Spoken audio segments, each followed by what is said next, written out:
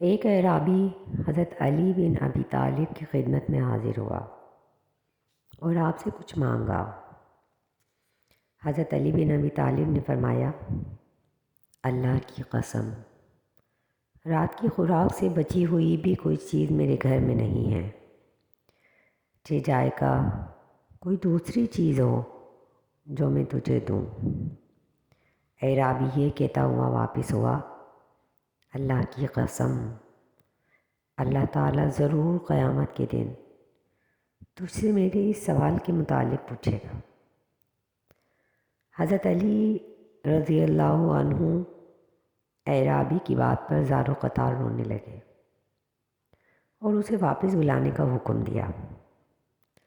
جب وہ آ گیا تو آپ نے اپنے غلام سے فرمایا، ایک قنبر میری زیرہ لاؤ۔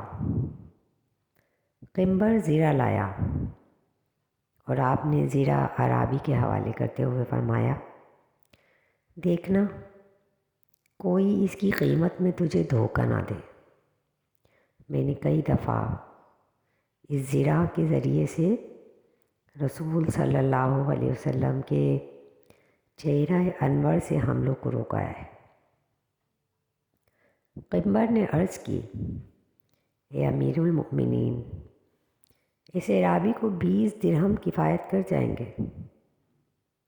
علی رضی اللہ عنہ نے فرمایا، اے قنبر، اللہ کی قسم، مجھے اس بات سے خوشی نہیں ہوتی کہ میرے پاس دنیا کی زینت سونے چاندی کا انبار ہو اور میں اسے صدقہ و خیرات میں لٹا دوں، پھر اللہ میرے اس صدقہ و خیرات کو قبول بھی کر لے، لیکن مجھ سے قیامت کے روز اس اعرابی کے میرے سامنے کھڑے ہونے کے متعلق پوچھ بیٹھے۔